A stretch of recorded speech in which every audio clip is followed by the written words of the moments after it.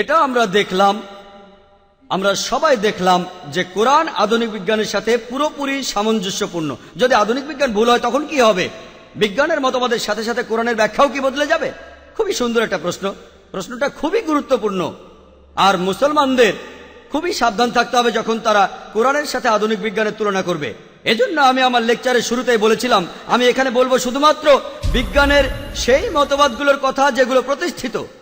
আর বিজ্ঞানের যে মতবাদগুলো প্রতিষ্ঠিত, যেমন ধরুন পৃথিবী বর্তুলাকার, এটা কখনোই ভুল হবে না। প্রতিষ্ঠিত মতবাদ কখনোই রাস্তা বদলায় না। তবে অপ্রতিষ্ঠিত মতবাদ যেমন অনুমান আর থিওরি রাস্তা বদল করতে পারে। কয়েকজন মুসলিম বিশেষজ্ঞ কোরআনের মাধ্যমে ডারউইনের থিওরি প্রমাণ করতে চেয়েছিলেন। ননসেন্স। আর তাই আমরাও বাড়াবাড়ি করব না। আমরা কোরআনের মাধ্যমে আধুনিক বিজ্ঞানের সবকিছু প্রমাণ করব না। প্রমাণ করার আগে আমাদের দেখতে হবে সেটা প্রতিষ্ঠিত নাকি অপ্রতিষ্ঠিত।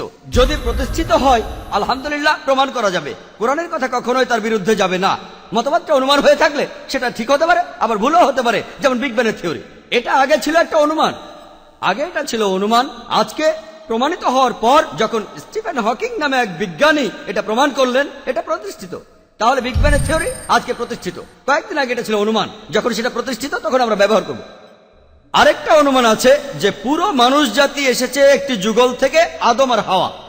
এটা প্রমাণ করতে চাচ্ছি না, কারণ বিজ্ঞানে এটা প্রতিষ্ঠিত নয়। কোরআনে কথা বলা আছে, কোরআনে কথা বলা আছে যে মানুষ এসেছে একটি যুগল থেকে, আদম আর হাওয়া আলাইহিস সালাম। কিন্তু এটা প্রমাণ করছি না, কারণ এটা কোনো প্রতিষ্ঠিত সত্য নয়।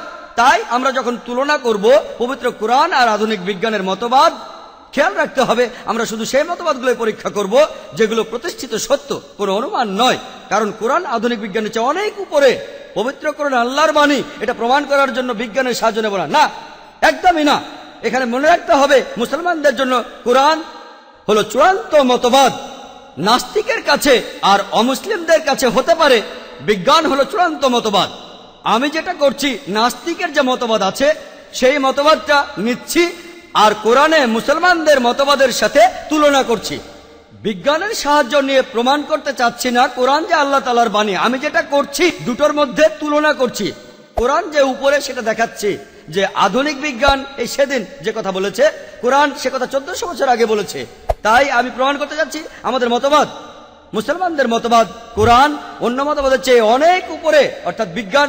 তাই আমাদের কোরআনকে বিশ্বাস করা উচিত। কোরআনই সবার উপরে। আশা করি উত্তরটা পেয়েছেন। ধন্যবাদ ডক্টর নায়েক। আসসালামু আলাইকুম ওয়া রাহমাতুল্লাহ। আপনি কি ইসলাম সম্পর্কে অনেক প্রশ্নের উত্তর জানতে চান?